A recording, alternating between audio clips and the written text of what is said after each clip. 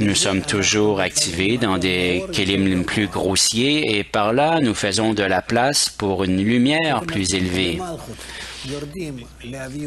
Ça veut dire que dans Malchut, nous descendons dans un aviut toujours plus bas et dans Keter, nous découvrons de la pureté toujours plus élevée.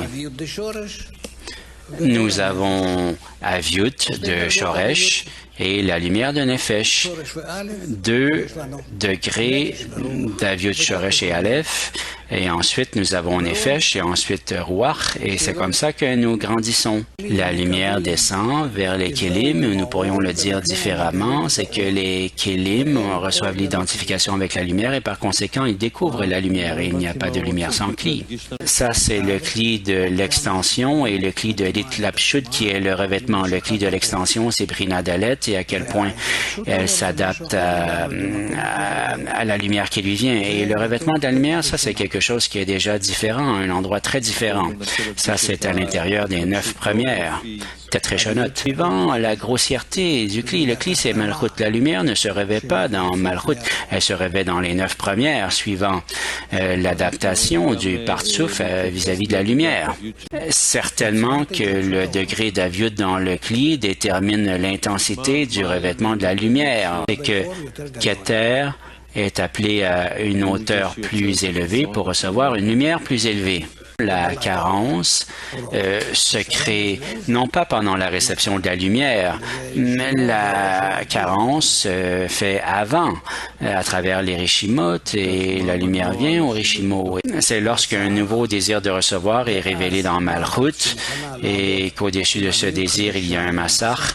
Alors Malchut qui est prête à travailler avec un nouvel Aviut et un nouveau Massach, par là, ça crée la descente de la lumière, ça fait que la lumière dans la partsouf va descendre parce que ça sera plus intérieur, parce que là, le partsouf précédent était trop petit pour le nouvel Aviut et toute la lumière, tout ce paquet entre plus profondément et Keter se libère de sa lumière et elle est déjà prête à recevoir une nouvelle lumière.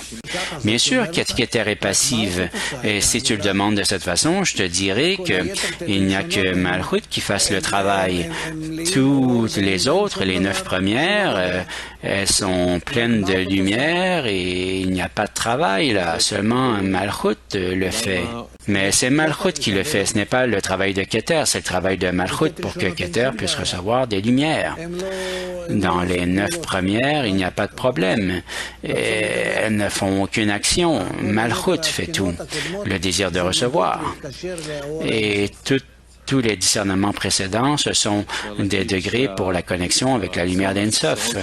Dans la mesure où Keter travaille avec une plus grande carence, la Keter qui s'établit est plus élevée.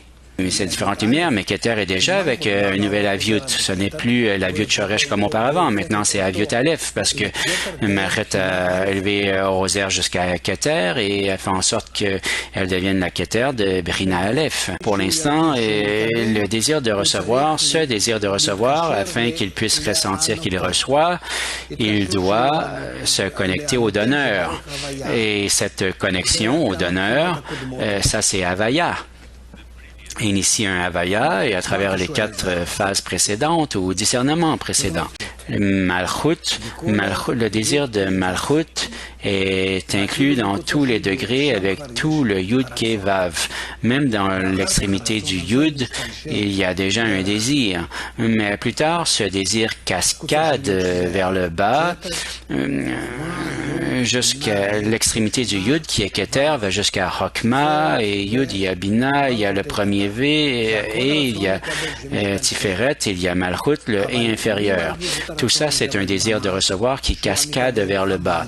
Mais pour ressentir ce désir de recevoir véritablement, il faut être receveur, c'est-à-dire que Malchut fait la restriction, elle a le massach, elle réfléchit le rosaire et tout ça, elle comprend que tous ces discernements qui existaient avant tel, comment maintenant il fonctionne, comment elle a restreint l'expansion de la lumière en elle et elle a dit « je ne recevrai rien » et c'est tout. Et alors, en apparence, tous les discernements précédents se vident et là, elle peut déterminer « ah, je suis prête à recevoir la lumière, mais seulement à la condition où je peux m'identifier avec elle dans une certaine mesure. » Et alors là, le travail commence. Disons pas que c'est la lumière de Nefesh en tant que telle, mais il y a un petit peu de lumière qui s'y trouve et je te dirai même plus. Ce n'est pas que la lumière de Nefesh entre dans Keter ou qu'elle entre dans tout le Partsouf. C'est toujours de cette façon et personne ne va ressentir qu'elle est la Keter ou non. C'est simplement la façon dont nous parlons. Sinon, nous n'avons pas de schéma, de façon schématique pour en parler, mais c'est toujours Havaya. Malchut reçoit la lumière afin de donner, oui, la lumière de Nefesh, et ça fait en sorte que tout le Partsouf en vient au degré 0, au degré Shoresh. Alors ça s'appelle Kliketer? Oui, Kliketer. Dans le même Partsouf, mais peu importe que ce soit le même Partsouf, si tu reçois un petit peu de lumière et que tu dis que c'est dans Keter, alors elle le reçoit dans toutes les 4 phases. Alors, qu'est-ce qu'elle ressent dans les 9 premières? C'est ça le Créateur. C'est le Créateur. Très simple. Où pourrait-il être d'autres? Au-dessus, en bas, sur les côtés. Ce que le Kli ressent, c'est ce qu'il ressent. Et où le ressent-il? Dans tout. Alors, ce qui est révélé dans les 9 premières, en ce qui a trait à Malchut, ça se révèle à partir du Créateur et conformément, suivant tes actions, nous te connaissons. Ah, maintenant, elle peut dire, je ne veux rien recevoir. Je mets certaines conditions et je veux que les lumières se révèlent dans les 9 premières, suivant moi, ce que moi, Malchut, je suis capable de recevoir dans l'équivalence de forme, c'est-à-dire suivant le rosaire, oui, mais néanmoins, tout ce qui arrive n'arrive qu'à l'intérieur du Kli. Il n'y a rien d'autre que cela, il n'y a rien de moins que cela, c'est 10, pas 9 ni 11.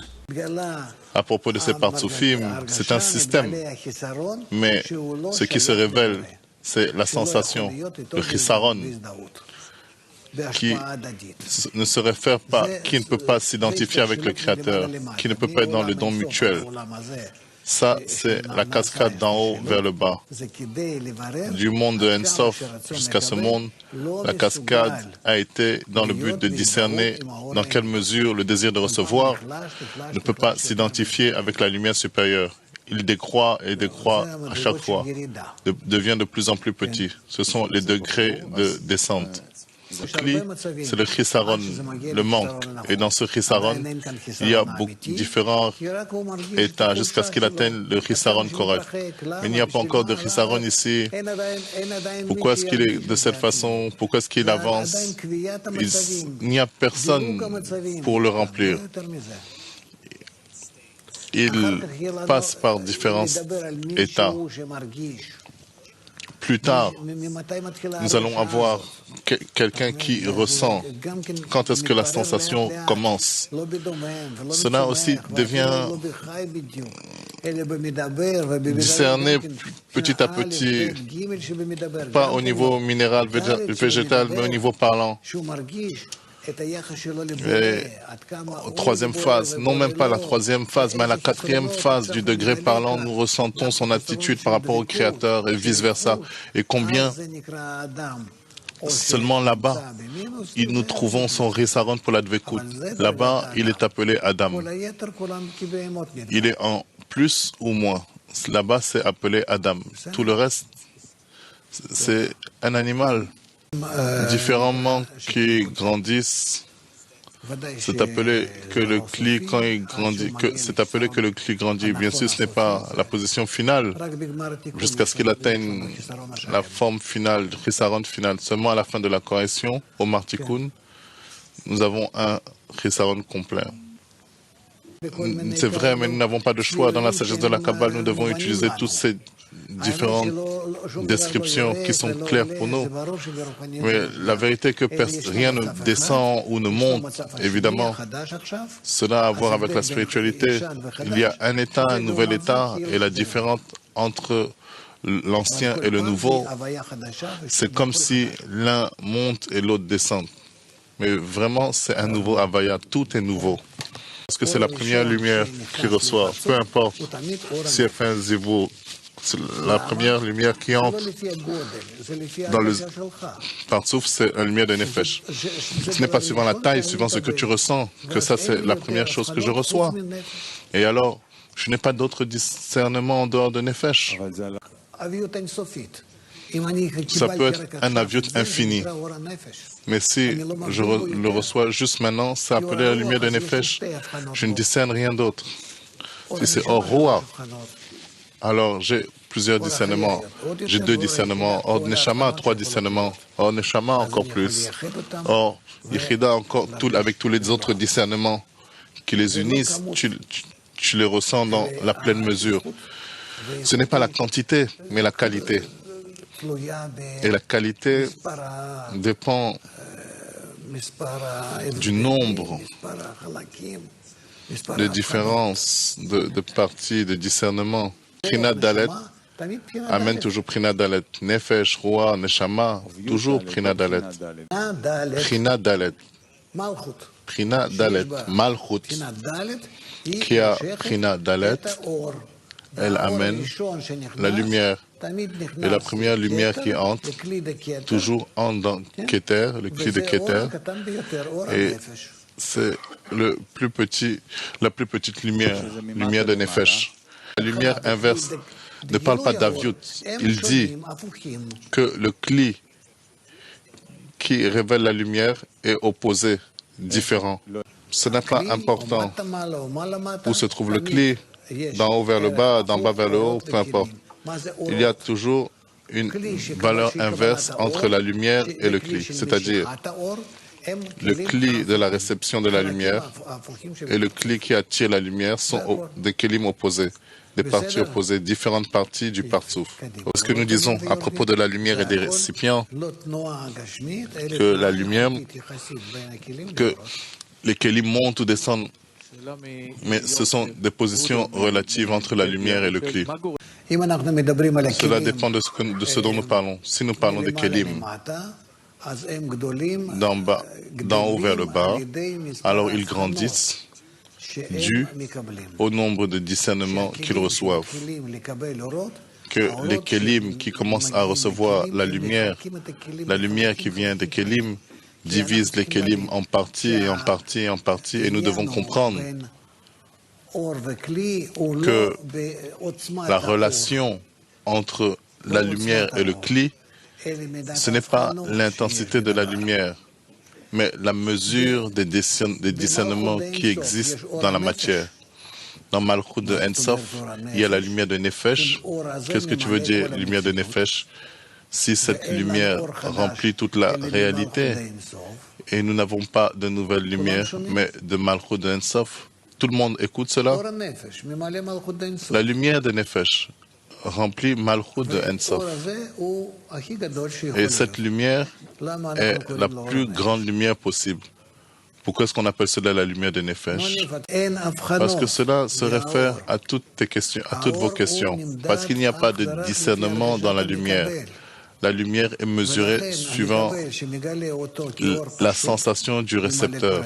Et donc, s'il reçoit cela comme une simple lumière qui remplit toute la réalité, alors c'est appelé Or Nefesh, c'est-à-dire rien.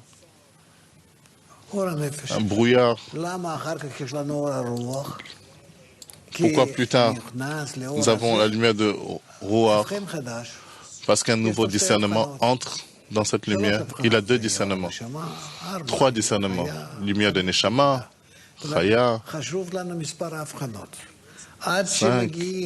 Ce qui est important, c'est le nombre de discernements, jusqu'à ce que tous les degrés atteignent le fond, et qui est tous les discernements et actions. Et alors tu as Narayan Chai de Narayan Chai de Narayan Chai.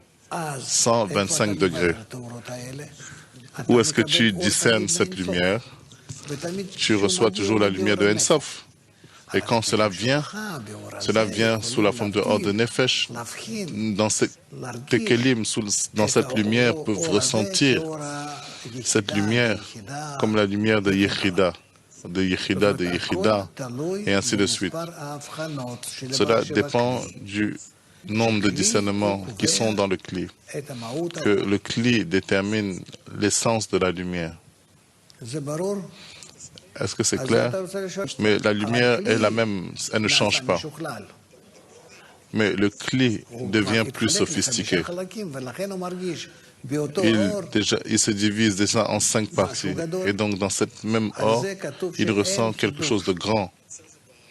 Il dit à ce sujet qu'il n'y a rien de nouveau, qu'il y a une seule lumière, mais tout dépend de celui qui reçoit.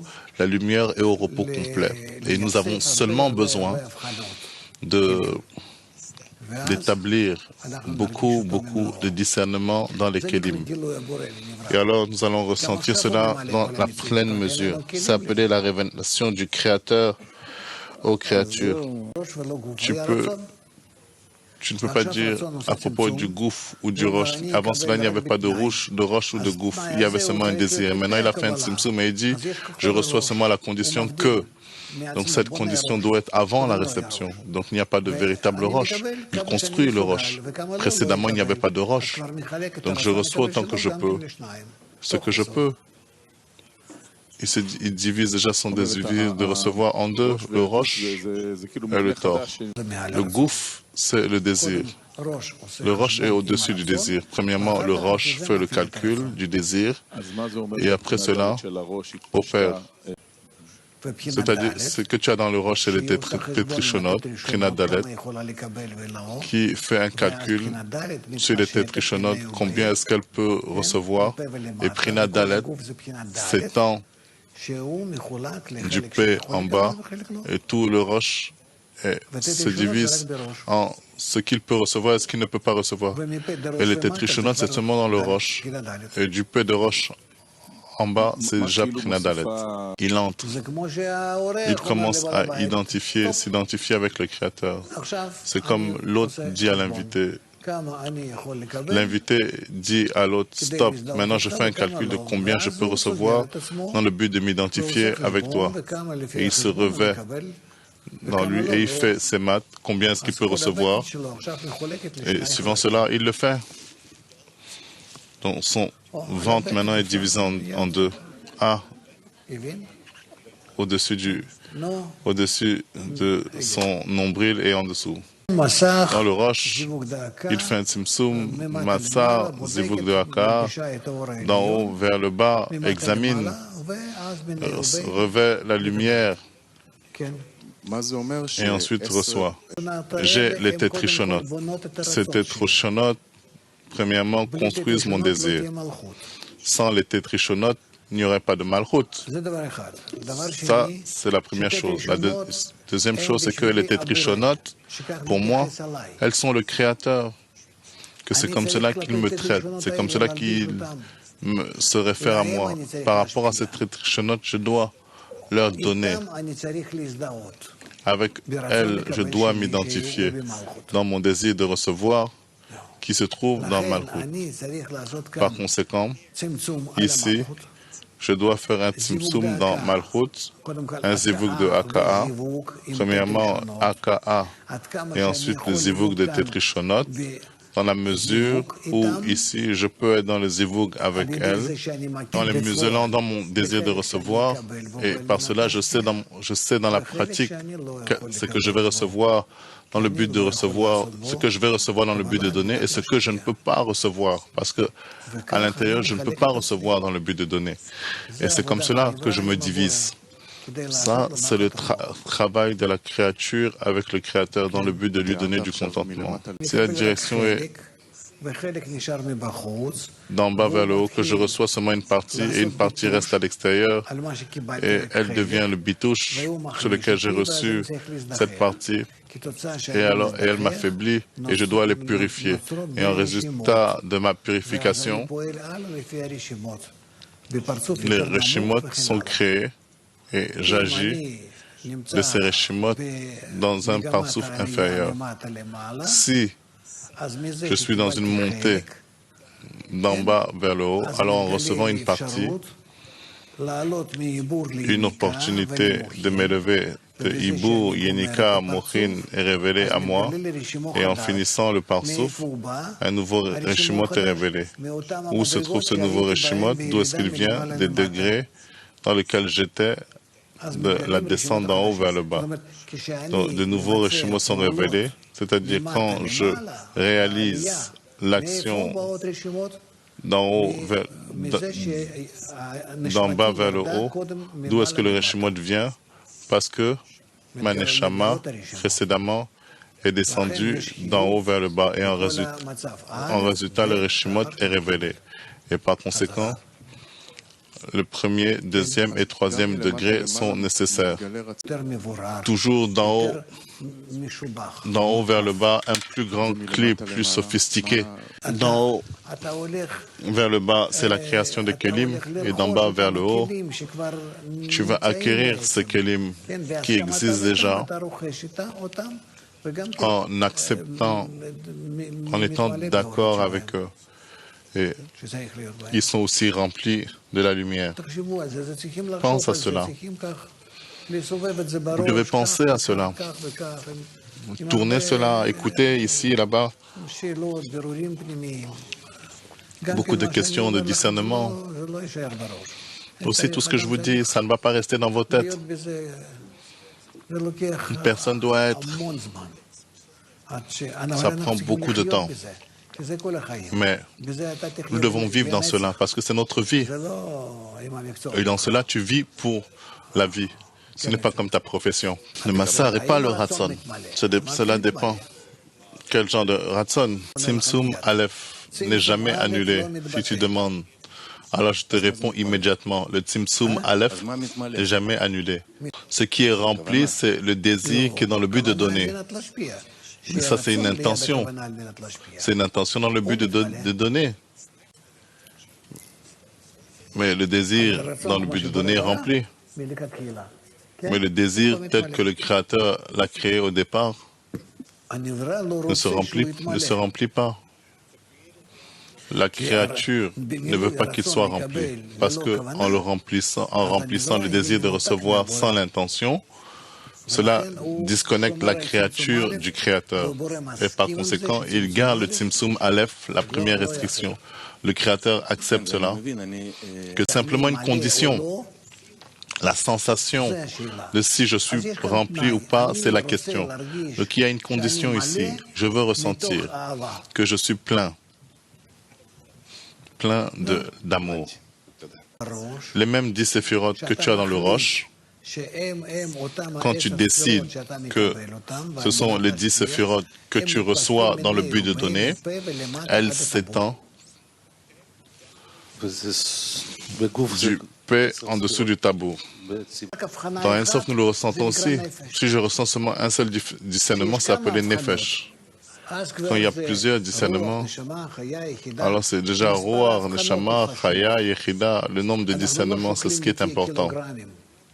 Nous ne mesurons pas les choses par kilogramme. Mon avion change. Donc, dans la même lumière, je ressens différents goûts. La lumière ne change pas. Elle est au repos complet. Mais nous apprenons que c'est la lumière de Ensof, mais c'est la lumière de Nefesh. Elle n'a rien.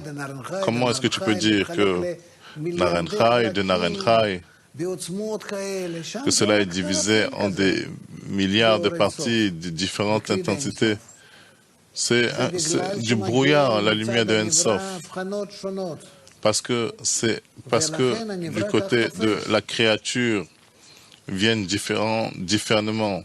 C'est pourquoi elle perçoit cela comme ceci. Nous divisons le gouffre en 9 premières et Malchut, bien que ce soit tout Malchut du Pé de Roche et en dessous, mais nous disons que peu importe ce que le désir reçoit, la lumière dans le but de recevoir, la lumière dans le but de donner, c'est les Tritishonot, ce n'est pas un désir, ça l'est, parce que dans ce désir, il veut devenir comme les Tetrishonot. Par conséquent, c'est appelé Tetrishonot de Malchut, et de Malchut, c'est là où il ne peut se comparer. Il ne peut ressembler à l'émanateur, et par conséquent, il y a un Tzimtzum là-bas. C'est vide du tabour au sium. La lumière qui se réveille dans le parsouf se réveille dans le Tetrishonot du gouffre, du paix au tabour. Dans le gouffre, Malchut est dans le gouffre, mais cela fonctionne dans recevoir dans le but de donner. Et ce sont ces séphirotes. C'est ce qu'elle a décidé dans le Roche. Malchut de Roche décide qu'elle divise Malchut en Tetrishonot et Malchut. Malchut de Malchut. Et ça, c'est la division. Entre Keter et Malchut, tu as 8 séphirotes, n'est-ce pas? Donc, au travers des 8 séphirotes, Keter donne à Malchut, et au travers de ces 8 séphirotes en retour, Malchut donne à Keter. C'est clair? Tzimtzum, restriction, ne veut rien recevoir. L'autre le supplie. Qu'est-ce qu'il dit? Je dois m'accorder avec l'autre. Il veut que je reçoive, mais je ne peux pas recevoir à cause de la honte. Donc, qu'est-ce que je dois faire? Il y a une idée brillante. N'allons pas rentrer tout dans cela, mais je peux recevoir dans le but de donner pour l'autre. Alors, cela ne signifie pas que je reçois, mais que je reçois plutôt dans le but de donner. Alors, la réception devient le don, et la honte devient un honneur. Et je lui donne tout, et il me rend. Je lui donne de la même façon qu'il me donne. Donc nous sommes en écoute, adhésion. Donc allons pour cela. Qu'est-ce qui manque pour faire un calcul que je vais recevoir seulement dans le but de donner? De quoi est-ce que j'ai besoin? J'ai besoin de remplir l'autre, ce qu'il me donne. J'ai besoin de sentir mon désir de recevoir, de les restreindre, de faire un calcul. Combien est-ce que je peux? Alors je fais un tel calcul dans le désir de recevoir, c'est ce qu'il fait. Et ils sont appelés roches. Le roche ressent les mêmes 10 séphirotes. Elles ressentent ce qu'elles reçoivent de l'autre. Avec cela, elles ressentent au-delà qu'il y a une honte de recevoir de lui, n'est-ce pas? La honte se révèle dans Bechinadal. Que faire? Et maintenant, toutes sortes de calculs. Ok, maintenant je vais me restreindre. Maintenant, je lui donne en retour. Donc, le roche effectue tous ces calculs. C'est-à-dire, cela fait partie du désir de recevoir qui est plus développé, qui ressent l'autre au travers de quoi? Au travers de la sensation de la honte. C'est pourquoi, dans le but de commencer à révéler le Créateur, nous devons passer par la honte, jusqu'à ce que je me ressente que recevoir de lui me donne une honte, je ne le révélerai pas. Vous devez penser à ces choses. Cela doit vraiment se mettre dans votre esprit. Cela n'a rien à voir. Ce sont des choses ça n'a rien à voir avec la spiritualité. Ce sont des choses que vous pouvez comprendre même avec votre tête.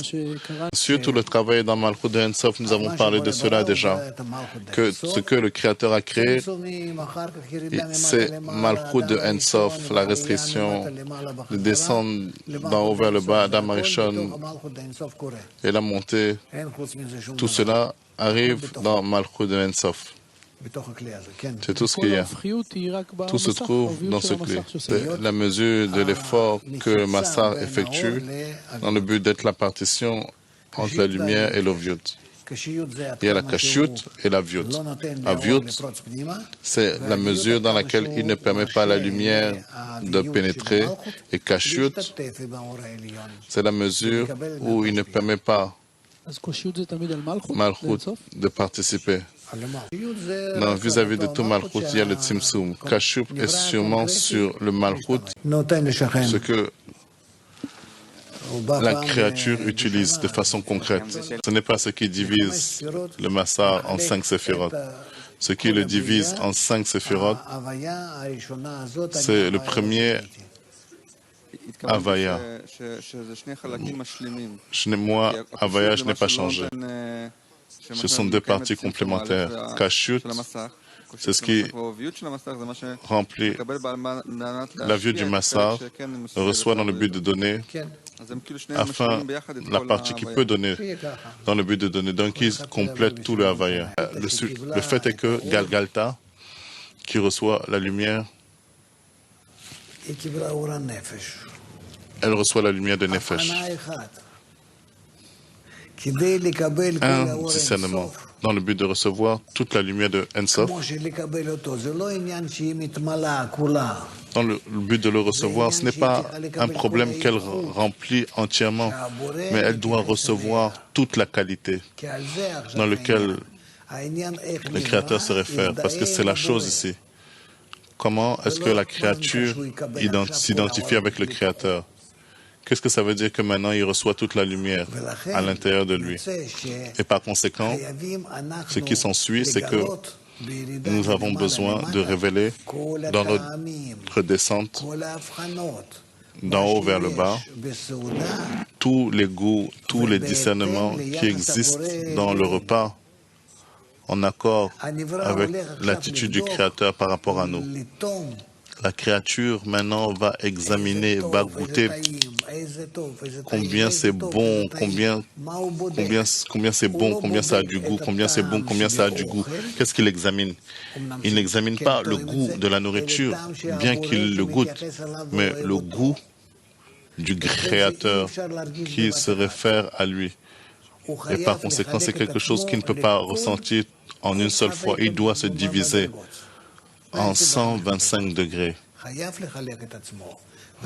Il doit se diviser.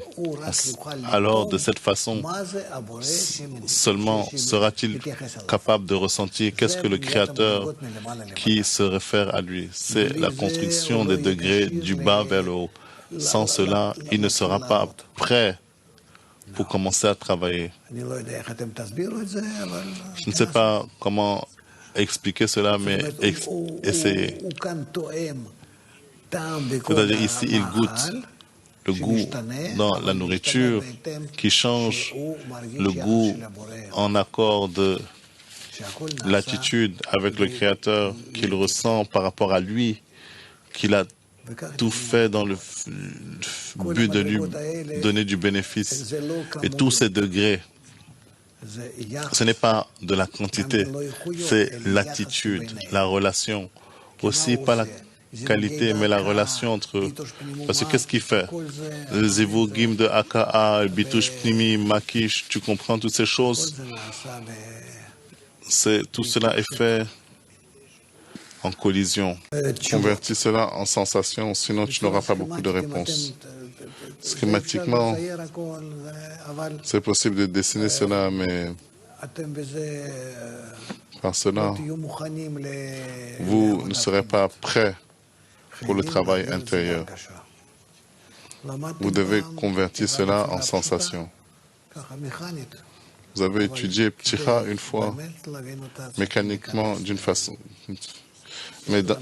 mécanique, mais pour vraiment comprendre cela, il faut le réaliser. Soit je parle de la honte, ou alors je parle de l'amour, désir d'adhérer. La sensation sera la même. Seulement, la raison qui m'amène à la situation sera différente. Soit je parle de la perfection du Créateur, ou alors de la bassesse de la créature. Bitush Pnimi Makif. À chaque fois, je change. Je sens qu'il me fait pression ici, là-bas, à chaque fois. Jusqu'à ce que je découvre, que je me découvre en équivalence de forme, en équilibre. Mais je suis toujours attiré par cet équilibre. Je n'ai pas de choix, il me pousse à chaque fois. Parce qu'il te fait pression, il te pousse. Et en dehors de cela, après que tu l'as fait dans l'état précédent, à chaque état, Après, tu te sens pire. Ce n'est pas que dans Galgalta, tu as reçu tellement de lumière.